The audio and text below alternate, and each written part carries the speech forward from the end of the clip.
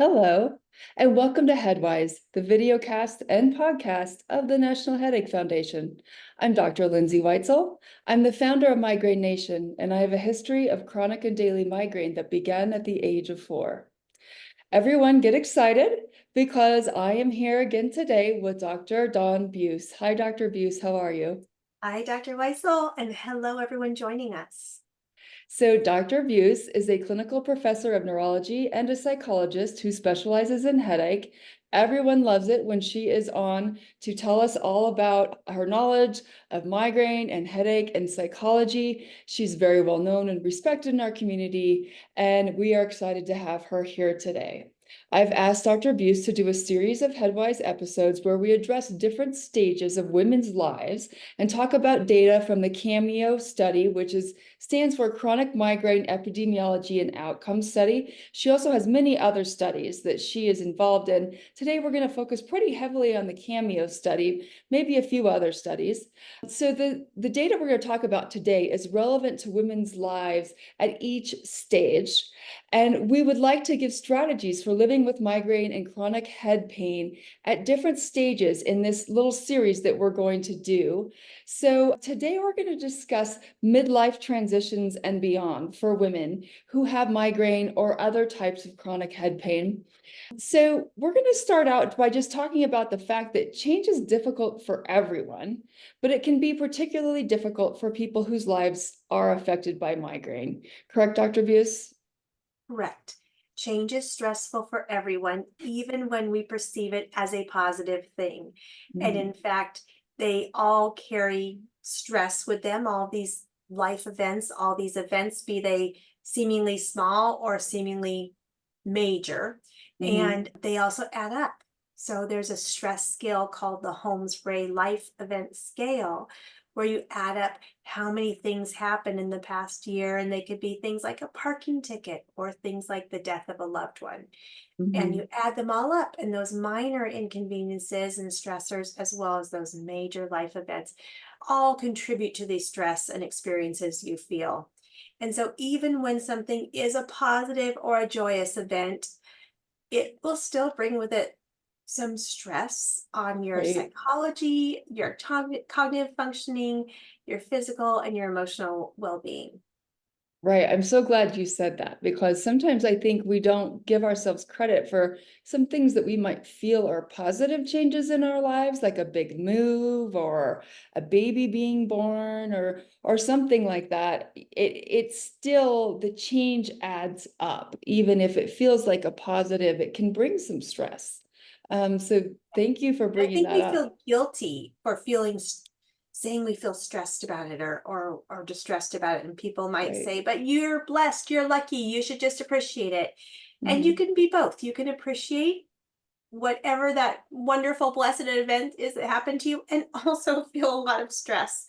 And it may Right. have also thrown your life off, especially as a woman with migraine, both in your mental well being and in your body. Right. So let's start by discussing perimenopause and menopause, a little bit about what's happening in our bodies and our brains. I think that we hear a lot on TV about what's happening in our bodies during this time, but people don't talk about our brains as much.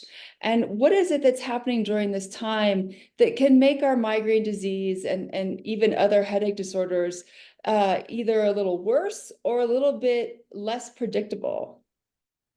There are so many things happening during perimenopause, which is Mhm. about a decade before menopause. So, menopause is going to be when women stop having cycles and they have not had a menstrual cycle or period for more than at least a year.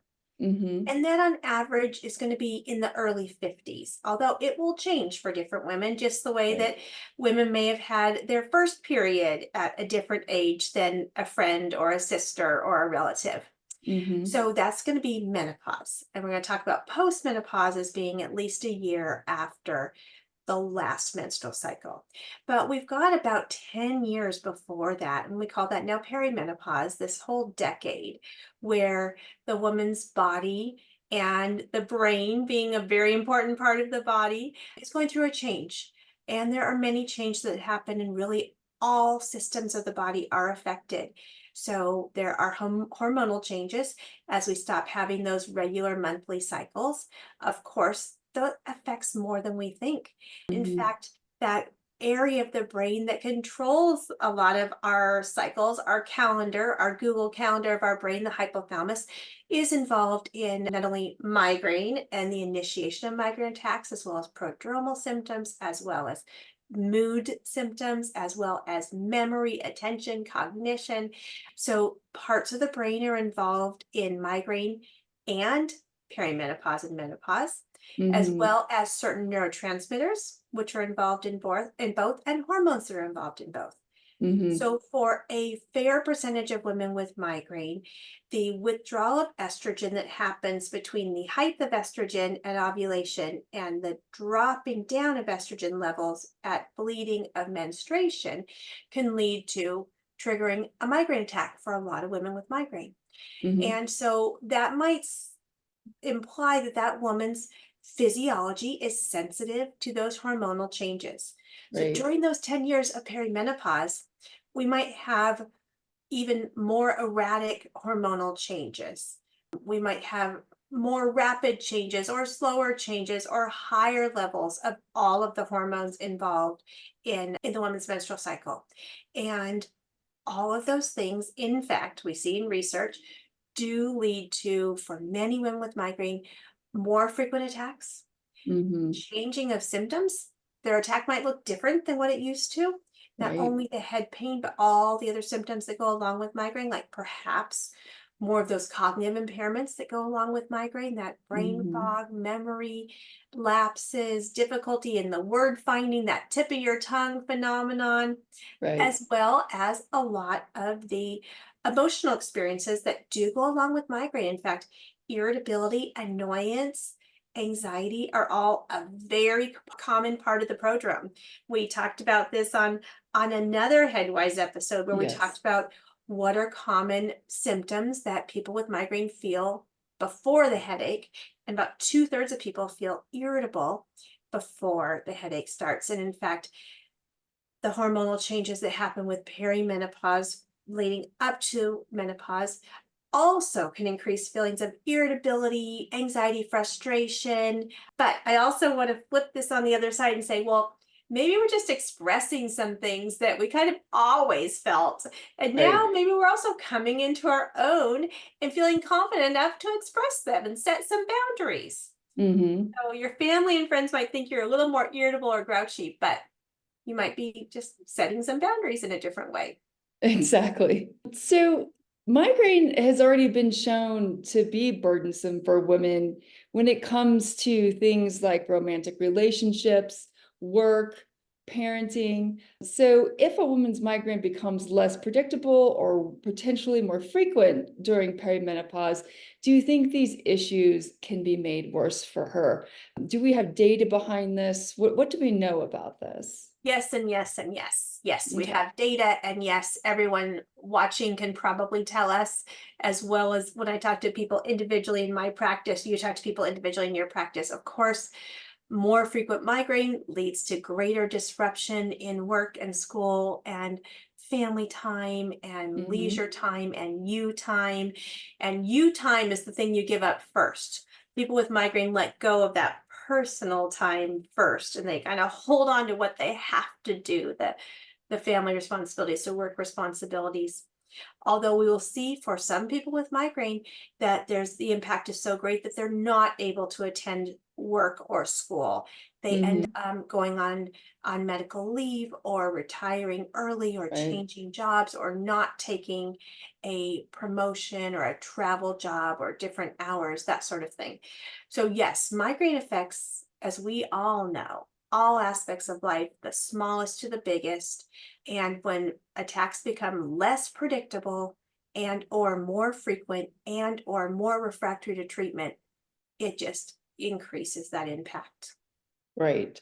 So many people are going through different things at this time of life. We're not all doing the same thing, depending on if they have children, and if they do, what age their children are. Some of us still have very young children at this phase of life. Others are becoming empty nesters. Others might be going through perimenopause and the different sensations and stressors going along with it while their children are going through puberty, so there's a lot of things that could be happening. Data shows that moms feel particularly guilty about their migraine impacting their children, their parenting, and their relationship with their partner. What can we say to women whose migraine disease might be getting worse due to perimenopause, and they're worried about the effect it's having on their family or their relationship, etc.? Please let go of the mom guilt. And for just Yeah. all women, whether you are a parent or not, let go of this guilt. We don't have to take care of the whole world, even though we try to. Right. This is a neurologic disease that is attacking your nervous system and creating this storm of pain and debilitating symptoms, and you're getting through it the best you can. So, like at all other times of life, keep talking to the people who need to know, be it bosses or your human resources department, or people who can help, like if you have children, your children's friends' parents who might be able to be helpful, with picking up from school or having a play date, whatever it is, family members who are able to be helpful. When people ask for help, not only do I want you to accept it, I want you to be ready with how they can help. Right. Yes, thank you for asking. If you are going to the store, we actually need these 3 things. That would be great. Yes, it would be really helpful if you did want to take my daughter for a play date Saturday afternoon and then you take a nap. Yeah. Yes, ask for help, accept help, communicate with the people who need to know, check in with your doctor. As times change in our bodies, it may be time for sprucing up your treatment. You may need a different preventive medication. You may need any preventive medication. It may be time to think about non-medication prevention, maybe neuromodulation, maybe biofeedback, maybe mindfulness-based therapies. It may be time to try some of the newer medications that have come out in the past 5 or so, 6, 7, 8 years, both in the acute and preventive space. It's always good to talk to your doctor. The other thing to think about as you age, especially if you have any events like related to your heart, you may have new contraindications. So a triptan that might have been a great option for you when you were a 20-year-old in college, if you've had a heart event, may actually be contraindicated for you now. And we may want to, your healthcare professional may want to move you to something that is cardiovascular neutral without a cardiovascular risk. And we do have new migraine specific medications in the acute space that don't carry that cardiovascular risk. So Right. check in with your doctor. She or he is here for you, and you'll probably need a team. So you're going to have your headache provider, and you may have had an OBGYN throughout your life, or maybe you haven't seen an OBGYN for a decade or longer. Maybe your OBGYN was during pregnancy and now you're into perimenopause. And it turns out that just like we have headache subspecialists with an OBGYN, there are people like our subspecialists, super specialists within certain areas. So see if you can find a gynecologist who really loves treating women through the perimenopausal and menopausal transition. Right. Might be time to upgrade there. Someone who really understands what's going on in the brain, in the body, and someone you feel comfortable talking to. So Right. might be time for a spruce up.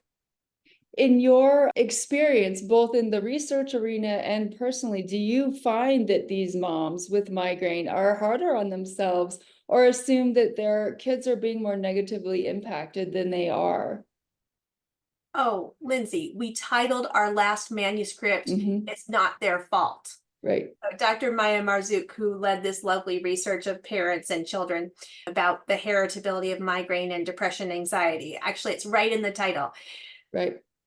I think that parents can be hard on themselves. We worry so much about our children and offering them the best. And migraine, as we know, steals away everything. It's indiscriminate whether it chooses the least important time or the biggest time of your life, and people end up missing important events, feeling like they're not there for their children. Right. And in fact, there are impacts on children. Children may, not be able to have friends over for play dates or may have to be quiet, or family vacations may have been impacted. I mean, how many Mm-hmm. family vacations are ruined by migraine when mom or dad has to stay back at the hotel and take a nap instead of being out at the beach? Mm-hmm. Um, there are very real impacts, and people carry this with them. And I think Mm-hmm. people are less upset about the personal impacts to them Right. compared to how it impacts their children. Right. So another thing that many of us might do at this particular stage of life is start a second career or perhaps even find meaningful volunteer work because we're having trouble working due to migraine, etc. So another thing that was discovered in the CaMEO study is that women's education and career is often cut short or strongly affected by migraine. So at this time of life, it might be an opportunity to fulfill some of our education or career goals. What advice do you have for women in this arena? Yeah. It's important that we all have something that we're passionate about that Mm-hmm. is outside of ourselves and maybe even our family a little bit. And it's sometimes in life when you are very busy with work or family responsibilities, it may not be possible. But Mm-hmm. these kind of changing chapters, as we're talking about these midlife changes, you mentioned empty nesters or you mentioned retirement time, these might offer opportunities. A Mm-hmm. lot of times it is very natural to feel grief and sadness as chapters end. And in the case of migraine, people may have not been able to work or finish school or attend school that they wanted to because of migraine. So Right. there's a lot of real emotions, rightfully so, about that. Mm-hmm. Grief, anger, frustration, disappointment. And then something beautiful happened the last, I would say, 7 or 8 years, as we had a new set of therapies come out, whole new classes of migraine specific medication. Some people were really helped with these medications so much that their options opened back up again. And now they're Mm-hmm. thinking, what do I want to do with my life? So, whether it's a transition because you're an empty nester or a transition because therapies are working better for you, a transition because your migraine's gotten worse, or maybe a negative tragic event. Maybe you're going through a divorce, a Mm-hmm. separation, or a death. Maybe Mm-hmm. you've lost a spouse, a partner, a significant person. Give some time to process and feel those feelings. And when you're ready, you do have a new chapter in front of you. Think Mm-hmm. about, what do you want that to look like? Do you want to learn something? Do you want Mm-hmm. to do something? Do you want to offer something, give something, travel somewhere? What is it for you? And embrace that new chapter. Slowly, maybe keep it reasonable. Mm-hmm. We don't want to stress our bodies, our physiology, but look at that as a new opportunity when you're ready. So you did mention empty nest, and I did want to focus on that just for 1 second before we go, because I think the transition to empty nest is a big deal at this time of year. We happen to be recording at the time that people are going away to college, etc., and sending their kids off to college. What special advice can we give those moms who are new empty nesters and who have migraine, and change is rough on people with migraine? What advice do you have for them? This is a tough one. This is a bittersweet moment. I haven't gotten there yet. You haven't gotten there yet, Mm-mm. but so many of our friends have, our colleagues have. This is bittersweet. Mm-hmm. It's very likely to have so many mixed emotions going on for you right now, be they joyful, pride, excitement, Mm-hmm. happiness, and sadness. And I'm sure as people go back to their homes, um, they may or may not be enjoying the quiet. They may or may not be enjoying the clean and the lack of driving and rides and organization, all those parenting things that you got so Mm-hmm. used to. Mm-hmm. It is a time of sadness and Mm-hmm. reflection and possibly changing relationships. If you are partnered, be it a spouse or a partner at home, sometimes it can be a honeymoon and really a rejuvenation of the relationship.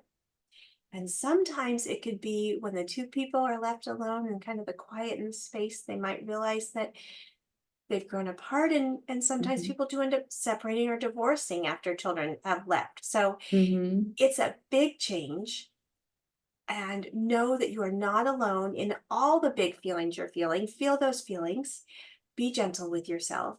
And as some time passes, start to figure out what you want your next chapter to look like. Mhm. And another thing is we have all these great support groups for people with migraine. If you find that you're not feeling well, or you're looking for people that are in your phase of life, but also are experiencing migraine and are a little bit stressed like you, we have all these great support groups online, etc., to join. So that's great that we have that now, because we didn't always have that available to us. Is there anything you'd like to add as far as strategies or encouragement as we close out this little episode on midlife and migraine? Well, change is going to be stressful, even Mm-hmm. when it's positive. Mm-hmm. So give yourself extra time to breathe. Keep Mm-hmm. going with your healthy habits. Try to keep enough good quality sleep. Both perimenopause and migraine mess up sleep. So give yourself extra time. If you need to talk to a healthcare professional about sleep, do that. Think about that exercise. Um, Unfortunately, perimenopause and menopause are not great for our waistlines. You may want to think Mm-hmm. about revamping your diet, stay healthy. Natural foods, low inflammation foods are good for both migraine and menopause and perimenopause. Stay Mm-hmm. hydrated, get some movement in, get some exercise, and do something that makes you happy, something that fills you up, something Right. fun, something relaxing, whatever it is. Take Mm-hmm. some time to think about how can you prioritize caring for you, because you Right. probably care for so many other people. So Right. think about what is going to bring you some happiness. Right. As I always like to say, and I did not come up with this, I don't even remember where I learned it, but instead of, constantly pouring into the people around you, you have to sort of fill your cup so you overflow into the people around you. That's really the only way to sustain. And I think that's an important part when you have these changes going on in your life. You have to remember that, to sort of focus on yourself, put your mask on first, sort of a thing. So thank you so much for being here with us in this midlife talk that we have, and we're going to do the other phases of life in future episodes. And thank you everyone for joining us. Please join us again for our next episode of Headwise. Bye-bye. Thank you. Bye bye.